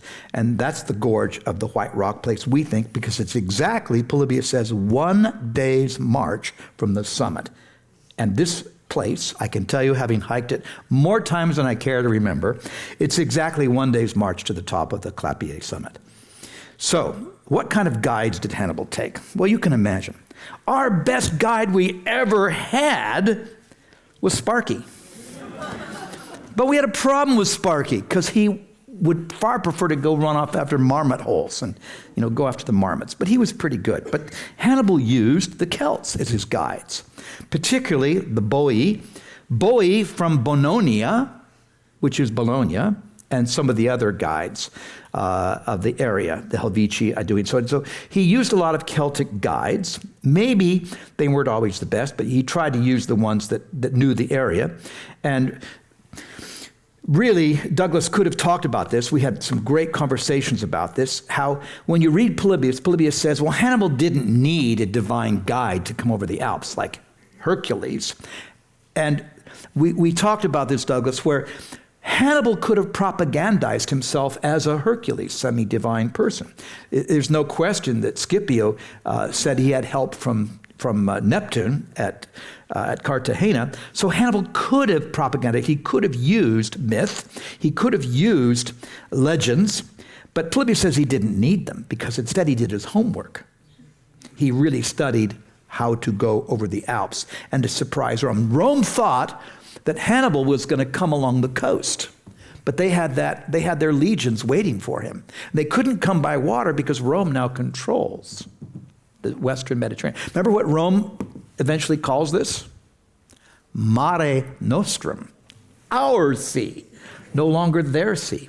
So Hannibal really, if he comes along the coast, if you've driven the Corniche, if you've driven between, Monaco to Genoa or to, this area, you know that you're dealing with pretty steep terrain, 90 tunnels at least to go all the way around. So Hannibal's not going to go that way. Instead, he's going to wait it out. He's going to go up and go over the Alps, which the Romans least expect because they thought they were protected by the fortress wall of the Alps. Wrong. He surprised them. So this is the route we think is the most logical, the one that fits 10 criteria. And if you think about compounded probabilities mathematically, if one pass fits all 10 criteria, and no other pass does. No, the other passes might fit 3 or 4 or 5, but if one pass fits 10 criteria, apply an Occam's razor argument here. We think it's the right one. Plus, I can say this, at the bottom of the pass in Italy is the only elephant tusk ever found in the Alps. So anyway, the first time we did this, our guide, Joel, told me I was absolutely nuts to do this in a blizzard. I said, yeah, but I want to do how Hannibal did. He didn't want to do it, but we paid him a lot. And he took a group, 5 of us, over that pass. There's the little lake at the top. It was a blizzard. The wind was at least 100 kilometers an hour or more. And we came out of the snow of France and come down to Italy. But the wind was so bad, it tore our clothes off. Literally, Gore-Tex, we didn't have Gore-Tex down below. So can you see that we have, if you look closely here, can you see we had duct tape? Archaeologist's best friend, always have duct tape. So we duct tape ourselves together beneath our Gore-Tex coats. That was the first time we did it. And yeah, it was nuts, but hey, that's what Hannibal did in a blizzard. So anyway, we've done this so many times, we've dug there. And sometimes, and my wife who's in the back of the room could attest, sometimes we were surrounded by fog, and then one time a flock of sheep went by, which we didn't see. We could hear them, but we didn't see them. We could see where they went. We walked carefully. We finally stopped for a lunch break, and then the fog lifted. There's this huge, shaggy dog looking down on us from the rocks. No, it was a wolf. We've seen lots of wolves up there running along the lake. So anyway, there is the lake in a nicer day, and this is the summit right here where I take this picture. I can look this way into France. I could turn around and look that way into Italy. It's 9,000 feet, and Hannibal probably camped here with 25,000 soldiers. The grass is lush, everything fits, and that lake gives lots of water for animals, and elephants drink 200 gallons a day, and that lake has been there, we've proven with lyconometry, for 3,000 years. That camp can easily camp 25,000 soldiers. And in that camp, we have found campground ash. Not one big lump, but spread out, thin lens of ash. And as I said, this is the only pass that has an elephant tusk at the bottom. All right, so this was difficult, and Hannibal really suffered. He lost maybe 40% of his men. Precipices, attrition with the hypothermia, hypoxia, ambushes, etc. That wouldn't be a good number to come out with, to lose 40% of your men, but by the time they got to the bottom of the Alps, Polybius says his men were so emaciated, they were more like animals, more like beasts. They rested, and then they went and sacked Torino, which was Taurasi, which became Augusta Taurinorum of the Romans. They sacked the Celtics who opposed them, and that told the locals, hey, maybe we better be on their side. So, did Hannibal have enough men and the right equipment? Well, some people would doubt that. And you may know this great historian, Basil Hart, who also wrote a great biography of Scipio. Hannibal's abnormal. Hannibal chooses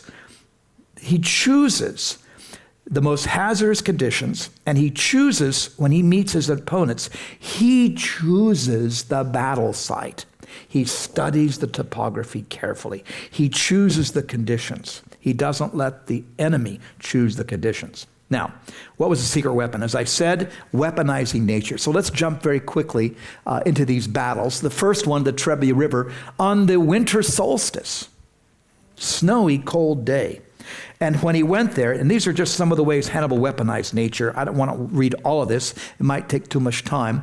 But Frontinus is a book about strategies. And Hannibal's quoted more time as having strategy tactics than anybody else in this Roman book. You can read many, many places. Appian also tells about it. And he often disguised, after winning these battles, he disguised his soldiers as Romans. That's going to come into play. He used topography to the best advantage multiple times. He used winter and freezing rivers to neutralize the enemy. He used fog as a cover for ambushes. He hid in woods with forest cover for ambushes. He used the cover of night at one particular movement. He used the dust-blowing wind at Cannae, and he also seems to be the pioneer of biological warfare. He threw decaying carcasses into water holes of the enemies. That may not be a first, but this next one is. When the Pergamene navy attacked him later, he didn't have much of a navy, but he had his men gather all the vipers from the countryside around for weeks, knowing that the naval battle was coming. When the Pergamenes grappled onto his ships, they threw the snakes overboard, and the Pergamenes fled with these vipers in their boats. All right. Okay, you get the idea. Hannibal's a tricky guy. That's his nature, to be very thoughtful. And I could go into more detail about it, but let's jump into these. So there I am, not in the winter solstice, at the Trebia River. You can see it's a sunny day, and that's what the Trebia River looks like. I'll be back there again for the Archaeologists of America in September.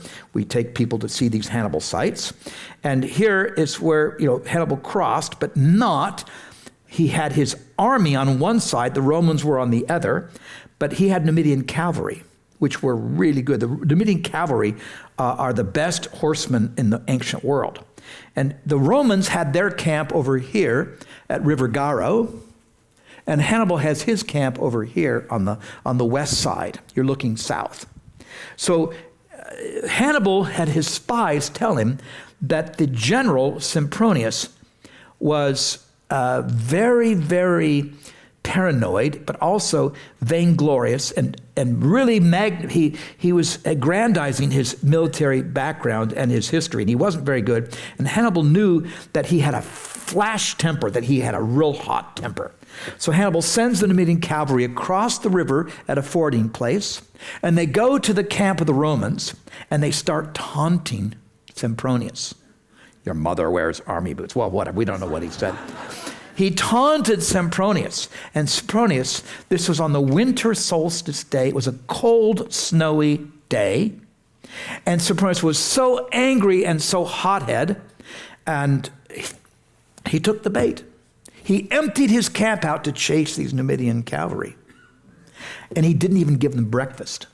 Now, Hannibal's men had pig fat all over them. They were greased up. They were protected. Sempronius sends his men out to chase Hannibal's Numidian cavalry without food and without proper gear. What happened? Well, he had an ambush as well. His brother Mago had an ambush in these woods to come behind the Romans if they crossed the river, which they did. And that's what it looked like. They were freezing cold. By the time they came out of the water, you can imagine how cold this water is, hypothermic shock. Their clothes are freezing on their bodies. And they become very easy prey for Hannibal. And so Hannibal whacked them. 15,000 Romans died. We don't know how many died in the river, but 15,000 Romans died. Some escaped, like Sempronius himself fled. The elephants trampled. War elephants had three purposes: to charge, to gore, and to trample. Especially, whether it's Asian male elephant, Elephas maximus, or both male and female elephant from Africa, the Loxodendron africanus. So the Romans really suffered a great defeat here. He captured 15,000 others for ransom, and he took all their gear, all their armor. And then, of course, what happened is Sempronius went with his tail between his legs all the way back to Rome, saying it was the weather. Well, duh, because Hannibal used the climate as a weapon. Now, that's not the best image, but it does kind of give an idea that then the ambush came behind from Mago, and the Romans lost big time. That was their first loss in historic proportions ever. So I want to move to the next one. Lake Trasimene, you've been to Cortona, Lake Trasimene. Cortona is just off to the left. And so National Geographic sent me here too, and we studied the battle sites up at the top of the river, and the Soprintendenza of Arezzo excavated a lot of skeleta from that area, from that battle, not too long ago, and they found no weapons, no armor. They found people in the water who stumbled down into the water or been pushed into the water. But what's interesting that Hannibal studied, he knew that in summer, this is the middle of summer, maybe August 1st, Hannibal knew what happens when a big, large, cold or cooler body of water hits warm air. We know well. What happens when warm air meets marine air? What do we get? Exactly. Hannibal studied that. And so he hid his army up in these hills in the fog. And Flaminius, the Roman emperor, took the bait too, didn't do his homework like Hannibal. And so Hannibal's hiding, and he made sure Flaminius saw him go the night before into this valley where he stationed all of his ambush. And Hannibal had his army waiting in the next day, which was foggy. They had lots of bright, flashy armor to say, hey, we're over here. Well, the Romans walked into a trap, and they were pushed into the water. Even Flaminius himself was decapitated by the Gauls. So, again, 15,000 Romans slaughtered. Another group came to try to help, and they were also slaughtered from Ariminum. So Hannibal, again, a horrible, horrible loss for the Romans. And very few people could escape. When they went back down to Rome, again, they said, we were defeated, but we're not exactly sure why. Now, this is the battlefield. When you go there, there's a stream that has this name today. What does that mean? The bloody stream, Sanguinetto. All right, you get the idea. Hannibal can use the environment. Now, he came down into Campania, and he took a lot of food for his army down here in Campania, just north of Naples. And there's a river, the Volturnus River, and Fabius Maximus stopped engaging with the Romans. He's called Cunctator, the delayer. He stopped engaging because the Romans said, maybe we shouldn't fight Hannibal. Let's just nip at his heels. Attrition. Well, Fabius Maximus thought that he had Hannibal boxed in Campania, and he had a farm here, and Hannibal took the food and animals from every farm but Fabius's. Because then he started a rumor saying, Fabius paid us off. Well, whatever. Hannibal knew Fabius was the delayer and was timid and wouldn't necessarily engage. So what he did that night at the Caliculus Pass, Hannibal wanted to get back over the Apennines, but he knew that if he set sort of a trick, that Fabius would probably fall for it, which he did. And this is where it happened. There's the hills right above, and the Romans were stationed on these hills. So Hannibal said to his men, all right, tonight we're going to go to bed early. But first, I want you to gather every bit of dry firewood you can find. And we've captured 3,000 cattle from these Campanian farms. So what we're going to do, when you wake up, I'll tell you what we're going to do. When they did, they woke up about, middle of the night, midnight, and they tied all the wood between the horns of the cows and lit it. And those cows really ran. And what happened, the Romans thought it was Hannibal's army. So they chased the cattle. They chased all those cattle who were being driven in a certain direction, and Hannibal easily went over the pass. So you get some idea of Hannibal's use of nature. Now, the last one I want to talk about. Off the Sahara in the summer, this is now 216, Hannibal took the grain supply at Canusium. If you know Bari, right up there, he took the grain supply because the Romans were going to count on that grain supply to feed their armies. Hannibal says, no, I'm getting it first. So Hannibal got the grain supply of Canusium at Cannae, and he waited because he knew the Romans, finally, this would be the last straw. They hadn't engaged him in battle now for 2 years because they'd been defeated big time. So Fabius Maximus is overrun by the other Roman consuls, and they send some Roman generals. And the Romans had a bad policy. They had a veteran consul with a co-consul of a plebeian sort of demagogue. The plebes elected their general. The Roman military elected their general. And alternating days, each would be in command. You think Hannibal's going to take advantage of that? You bet. So what happens is Hannibal gets the grain supply of Cannae, and he waits. The Romans put together, in a period of a few months, 8 new legions. Now, the top cadre are tribunes and veterans and patricians and knights, equites, but the ranks are new recruits. This is 80,000 soldiers, and they only trained, the bulk of them, for 2 weeks on the way from Rome to Cannae. Bad news for them. So now, that's me at that battle site below Cannae. There's a quote from Livy here right below. But if you look at the battle site, today it's a huge vineyard in Puglia, and you can see the Aufidus River. It's still there. It hasn't meandered that much in its oxbows. It's now called the Ofanto. And Hannibal chose the battle site framed by this river because he could compress 80,000 Romans into this valley, which wouldn't give them a lot of maneuverability. And his cavalry was double. He had double the cavalry that the Romans had. And he had the Numidian cavalry, the best in the world.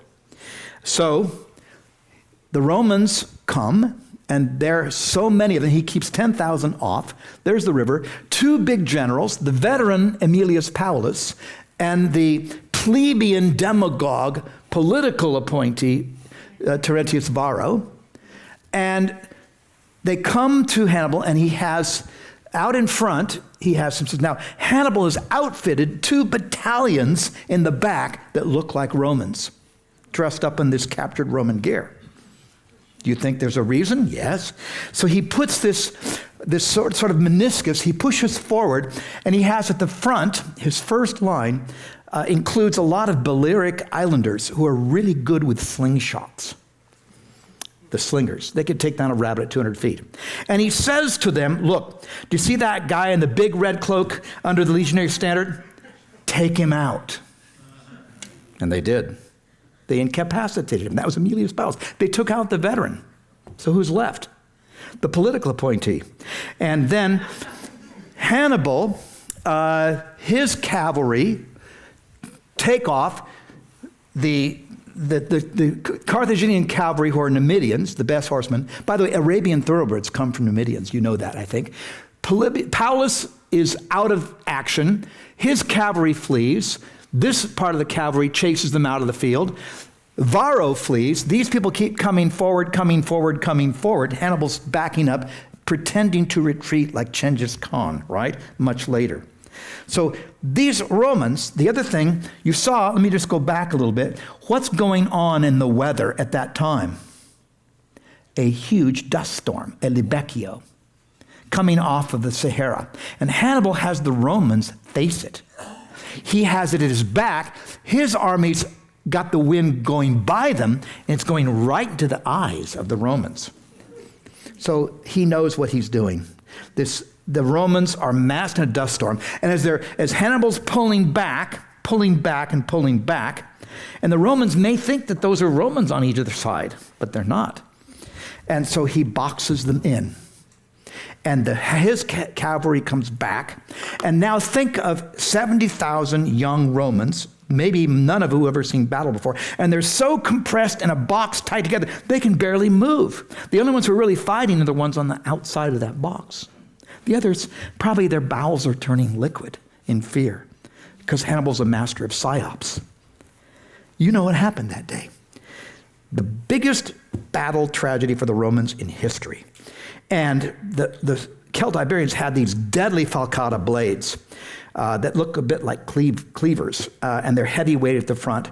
We had one made for us by a swordsman, and we tried this out in a documentary. We could cut through fetal pigs that are really, in formaldehyde, and we could slice through them like ham, just right through the bone. So these things cut off a lot of arms and legs. The Romans are screaming on the battlefield. I know it's not pleasant. What happened that day, these are what those swords look like, the falcata blades. 55 to 75,000 Romans butchered, 1 out of every 5 adult Roman male between 17 and 50. Every household in Rome. Robert O'Connell, if you've read his book, says more deaths than any other day in history on a battlefield. Victor Davis Hanson said 50,000 gallons of blood on that field. Now, what would come by mid-afternoon? It only took 4 or 5 hours. What would come? The birds of prey. The sky would be black, like with the Huns, with predatory carrion birds. Hannibal's men collected 200 gold rings from the knights. It was devastation for Rome. Devastation. And Maharbal, his Numidian general, said, hey, let's go march on Rome. Hannibal said, I don't think so. We're tired. That's at least a week away for you on horseback, not the rest of us. I don't think we can take it, because Hannibal knew that Rome was surrounded by 50 miles of walls and the Tiber River. So Hannibal said, I'll pass on that for now. Hannibal's intention was more to bring all the allies that Rome had to him, which worked in a way. Now, I want to finish up. You know The Prince. You know Machiavelli. You know the most famous dictum. What's the most famous statement of Machiavelli? That it's better to be feared than loved. Who's he talking about? Look at the top. Hannibal. Hannibal was feared by the Romans, but he was loved by his own men. Do you know what Hannibal, when he camped with his men, he went on the perimeter of the campground where it was most dangerous, wrapped up only in a blanket? He took the most dangerous exposed position because he wanted to tell his men, I'm with you. And when they took booty and loot, he wouldn't take any for himself. He distributed it fairly. So he was very loved by his men. Very, very loyal. Right before the Battle of Cannae, one of the Carthaginians said, oh, look, we're surrounded by 80,000 Romans, and we're maybe not even half that. Hannibal said to break the ice, oh yeah, but none of them is named, Gisco like you. You're not in that bunch, and he broke the ice. He was very good at leadership. This is the Livian position of Hannibal, but this is what Machiavelli said, talking about Hannibal, whether it's better to be feared or loved. Now, finishing up. That's a huge vineyard. I'm not going to drink wine from that vineyard, sorry. Because I remember that that's the place where, 30,000 gallons of blood went into the ground. And I can tell you that that's the one place in my life where I've never been so, the pestilential flies, they're there. And they probably came that day and never left. And they bred there. So I'm sorry, I won't drink that wine. But Hannibal changed Roman warfare ever after. They beefed up their cavalry. They stopped this two alternating general with a plebeian publicly appointed. They instead only had military that was veteran. They also started paying their soldiers and made professional soldiers out of them. So they changed their tactics from then on. Hannibal schooled Rome in war. And that's how Rome conquered the world. Hannibal was their teacher. I would love to have met Hannibal, but not on a battlefield against him. Thank you.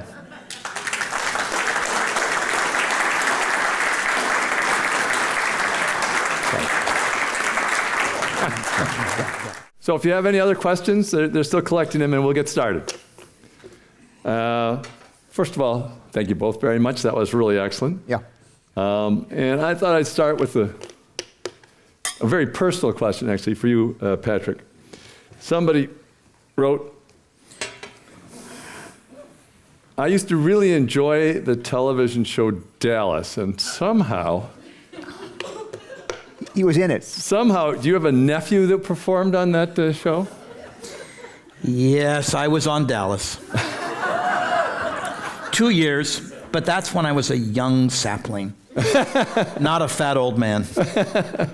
But it was fun, and they paid very well. Yeah. So you were a policeman or something? I was many things. Oh. But I was graduate student, and my wife and I, we had one child, and they wanted me to do this, and it was good money, but it was not intellectually very stimulating. But the director said, this was, what was it, Larimar Productions? The director said, Patrick, you have the emotive potential of a potato. But at least you can remember your lines. Anyway, it was fun for a bit, but it got in the way of grad school, so I quit. But it was fun. And Douglas has acted too. Yeah. We both believe that teaching is 80 to 90% informative, 10 to 20% performative. Performative, absolutely. Yeah. All right. When Hannibal was en route and he captured many thousands of Romans, what did they do with them besides take their armor? Ransom them. Ransom. Okay. Yeah, because you could get a lot of money for someone who was maybe an officer. Usually patrician, yeah. And he always let the Celts, any of the allies that were with the Romans, he just said, go home. Yeah. And quickly. Yeah. All right, Douglas, how did Alyssa become Dido? What was the name? Well, Dido simply means founder. And so it's a name that mostly Virgil gave her and called her the founder of Carthage. And he said that simply became the name that he used and did not use at least so much. And so the name sort of transferred. But it simply means founder. And Virgil's the source of that. Mm-hmm. And where did Hannibal get Asian elephants from? Sorry? Where did Hannibal get his Asian elephants from? That's a good question, too. The African elephants, Elephas maximus, are the Asian elephants. Loxodendron africanus are the African. And they could be savanna or bush or Atlas Mountain elephants. Atlas Mountain. Atlas. Probably Atlas Mountain elephants, which are now extinct, maybe as of the 20th century. But when Alexander went to Porus, to the Indus River, roughly in the 320s, 325 BCE, the Greeks, Alexander saw these huge war elephants, and he said, aha. So Alexander's successors brought Asian elephants back to the Levant, where they became known as Syrian elephants. And if you know Josephus and the wars of Josephus, and that Josephus tells us a trick. He says elephants don't by nature really want to kill people. And we learned this as well. Elephants don't want to kill. You have to train them really hard. And Josephus tells us they got the elephants drunk on palm wine first. And we had an elephant with us in a documentary in Hollywood. Her name was Susie. She was African elephant, 25 years old. You wouldn't want her wrinkles. But she was so savvy, an African elephant, they're just as smart as Asian elephants. She learned over 100 different commands and could put different strings of words together. And she spent most of her time eating the Topanga Canyon, all the foliage. But we tried to get her to run down this plastic set of dummies dressed as Romans in plastic armor. She wouldn't do it. So they finally walked her through and then sped it up with CGI. And they had this head, this soldier's head with a Roman helmet on, filled with red ink inside. And they tried to put her foot down to get her to squish this head for the camera. So she went. So we think she needed elephant psychotherapy after that. Anyway. So what you're saying is that the elephants are like, people being inducted into the mafia. You need to get them drunk in order to get them through the first. Hannibal's own personal elephant was called the Syrian, and it was a male. Syrian? Because only male Asian elephants have tusks. Right.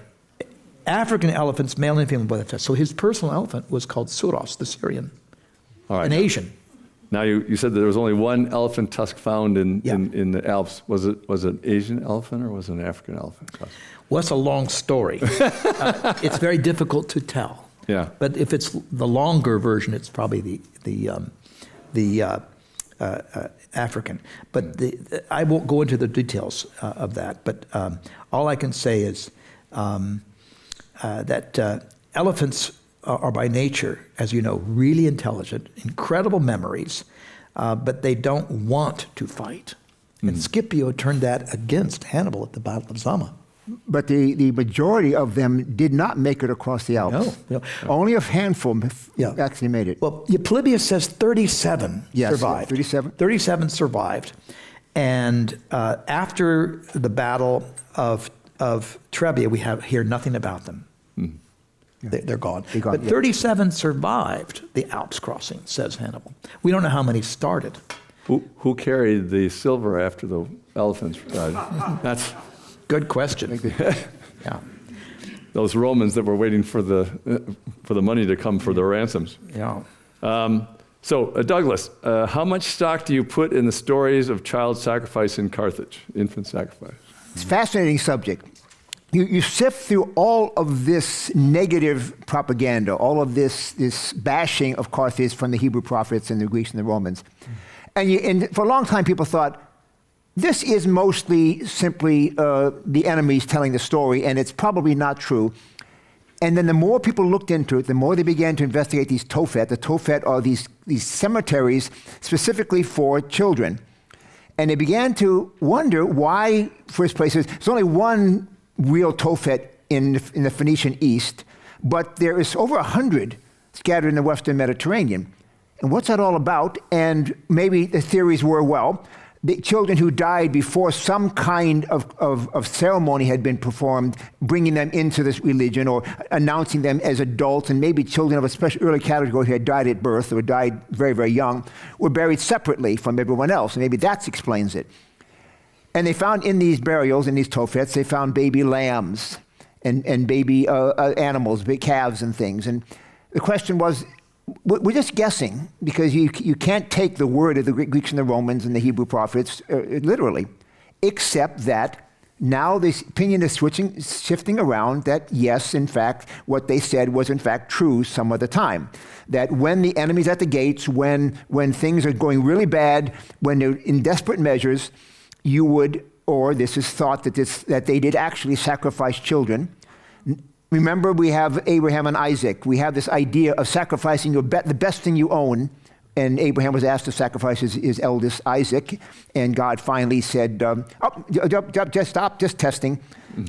There's a ram in the thicket over there. And you shift from human sacrifice to animal sacrifice. So human sacrifice is a lot more common than we give it credit for. But probably they did at times of high stress, when there was, as a last resort, to try to, why are the gods punishing us from the enemy coming at us this way, at the gates, or some great disease or something. So therefore they would perhaps sacrifice children, and children probably of the upper classes, or at least that seems to be the case. The best and the brightest, the best thing you own, which is an eldest child, and if you were from an aristocratic class, that's even better. Flaubert in Salammbô has a situation where the aristocratic child is going to be sacrificed, and the guy buys off. It gets a poor child in its place. But there's probably some credence to that. That's all I'm going to say. Yeah. Could I just add one? Yeah, please. At Carthage, at the Tophet there, and by the way, the word Tophet, you know Tophet because the Greek word is taphos, T-A-P-H-O-S. And what do you write on a gravestone? An epitaph. Same word. And at Carthage, there are 700 years. There are 13 levels going down 700 years with 3,000 urns, mostly with children's bones. Mm-hmm. And when I asked Larry Stager and Sam Wolf, who excavated that, and they said, well, we would have loved to excavate more, but we only excavated 1/10 of the Tophet. Yeah. 3,000 urns with children's bones. Yeah. Yeah. All right, well, you just mentioned it, so I'll go to this question. Tell us more about Flaubert's Salammbô. It's a fascinating, it's a total imaginative explosion by Flaubert. Mm. It is so vast, it's so horribly overwritten that you enjoy it. It's just a flood of sensuality and over-the-top emotism. And it discusses the time when there is this rebellion of the mercenaries. And the carnage that goes on in the lines of Flaubert, and also the sensuality. It's just a delightful read if you're willing to put up with all that, but it's a pleasure in a way. But it's a total 19th century French fantasy on Carthage and what can they project into this situation in Carthage. Yeah. I enjoyed it, but it's not history. Like Dallas. All right, this is a little linguistic here question. How do we know Barca is pronounced Barca rather than Barca? Because we say Barcelona. Wouldn't you say Barcelona? Well, that's Catalan, Catalunya, Catalan. But interesting, in ancient Phoenician, the word barak and baraka means lightning. Mm-hmm. And the clan of the Barkids, Hamilcar, they were aristocrats. And that family clan name, it's disputed, but most people think it means lightning. And by the way, the Germans, in World War I and the Junkers in World War I and World War II, they adopted their fast, rapid battle schemes as blitzkrieg, lightning thrusts, after Hannibal. After Hannibal. Yeah. So Barca means lightning. And I have this idea, I write about it in different places, and that Hannibal had kind of a predisposition to going over the Alps because Baal is a mountain and storm god. Mm-hmm. Mm-hmm. So Barca means usually lightning.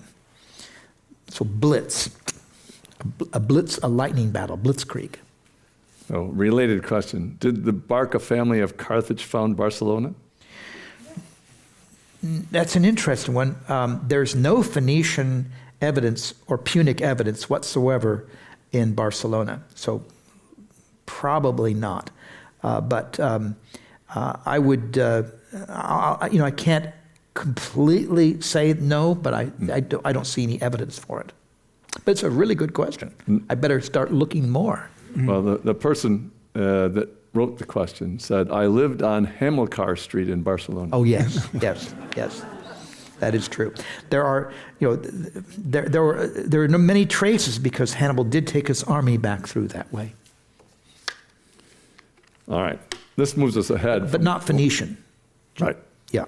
This moves ahead from where we were, but the question is, how did Scipio defeat Hannibal? We don't have to cover that since we didn't get It's your department. Okay. Opening up, letting the elephants run through. Yeah. Also, Yes, exactly. Also bribing off the Numidian cavalry. Exactly. Exactly. Scipio was a student of Hannibal as a Roman. Mm-hmm. He learned all of Hannibal's strategies and then copied them. And as Douglas just said, since Hannibal invaded Italy, Scipio persuaded Rome to invade Africa, take it to them. And in doing so, he first, as Douglas just said, he bought off all the Numidian peoples with their cavalries first, so that it deprived Hannibal of any further Numidian help. Mm-hmm. And then this time, Scipio chose the battle site. Mm-hmm. And after this point, from, if you think of 202, this is essentially 18 years after Hannibal came. Mm-hmm. Hannibal's veterans are all too old to fight. Mm-hmm. And Carthage only gives him untrained elephants and raw recruits, just like Rome had. And when the Battle of Zama starts in 202, Scipio chose the topography, chose the battle site. They met the day before battle, by the way. And Hannibal says, let's have peace. Let's have a truce here. Let's have peace. And Scipio says, too late. And then Scipio showed Hannibal what vast array of soldiers he had assembled. And now, when the battle started, all the young soldiers of Carthage tried to back up and flee. And Hannibal's veterans were at the back line saying, sorry, you've got to fight. You can't flee. You got to go through us. Mm-hmm. It was a bit touch and go, for a while. But eventually, the Numidian cavalry that Scipio had assembled, and the lack of training in the army, and all those war elephants, Scipio decided that the elephants would charge. And what they did in battle at that time, you use bugles, and the bugle peal is what tells you, because there are too many languages being spoken in the Carthaginian side anyway. So bugle peals will tell you what order to take.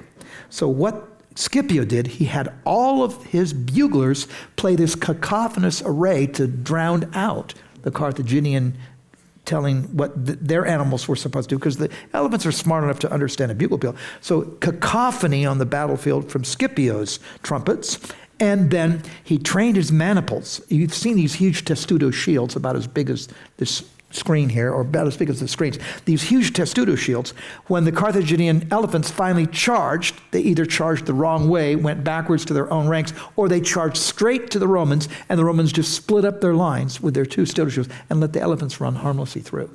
So Scipio did everything Hannibal had done before him. Right. Trained him.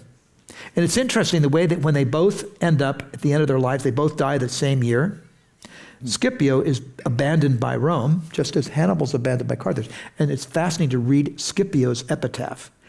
It's Ingrata patria, nequidem ossem me.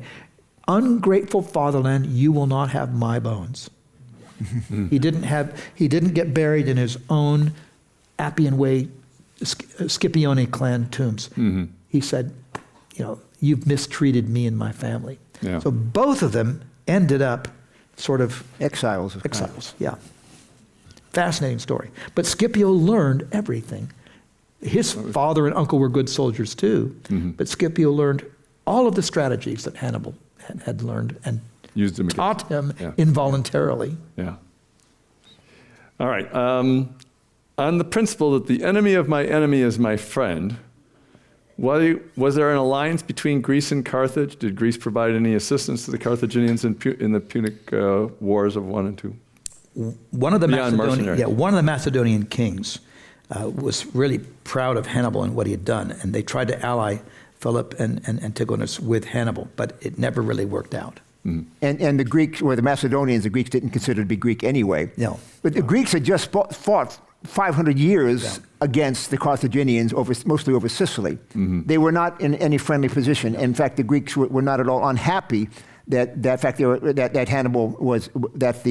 Romans and the Carthaginians were fighting. Besides, the First Punic War had got Syracuse involved and then was more or less neutralized by Rome. And the Greeks stood by and watched these two behemoths go at it, and mostly just stayed out of it. Yeah, that makes great sense. Yeah. How does one, and this is for you, Patrick, how does one get information about your travels following in the footsteps of Hannibal? Is there another location for that? Well, the Archaeological Institute of America, AIA, I lead trips for them usually in September, and we will visit some Hannibal battle sites. But if you're really interested in traveling with the best, Okay. Douglas, your trips are legendary. But it's shameless promotion time. Yes. Let me just say that I've got, my company is based in Sicily, but we travel other Mediterranean sites, and I have a Tunisia tour coming up this autumn. And we will visit the site of Carthage and see all that there is to see there, and then visit several fairly untouristed Roman cities, splendid sites, and then see the Arab culture in two different ways, both in the north and also in the Sahara. So if anyone's interested in a tour of Tunisia this autumn, see me afterwards. Highly recommended. And his book is in the lobby, so I highly recommend it. Yeah. The company is Sicily Tour, Sicily-Tour. But I have a card I can give you if you catch me at the end. Sicily Tour singular, not plural. Yeah.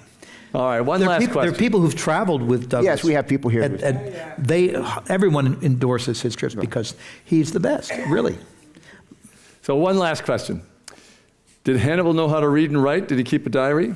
Yes, he did. His tutor was Sosilas, a Greek. That's who taught Hannibal how to read all of Alexander the Great's materials. So Hannibal was very literate. And he also knew some Latin, but most of his language, of course, was Phoenician-derived Punic, but he was fluent as well in Greek.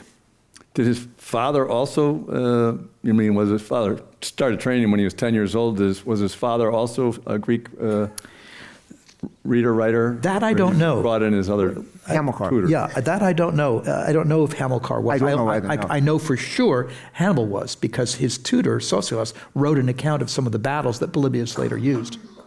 Remember, these Carthaginians are descendants from the very people who civilized the right. Mediterranean and brought, Right. quote, brought writing That's right. to the Greeks and the Romans and the Etruscans and everyone else. So, of course, Right. they were fairly, very literate people. Illiterate people. If you can read ancient Phoenician, you can also read classical Hebrew, and you can read the alphabet of Greek and also of the Etruscans. And what the Greeks called the Phoenician alphabet was Cadmean letters. Yeah.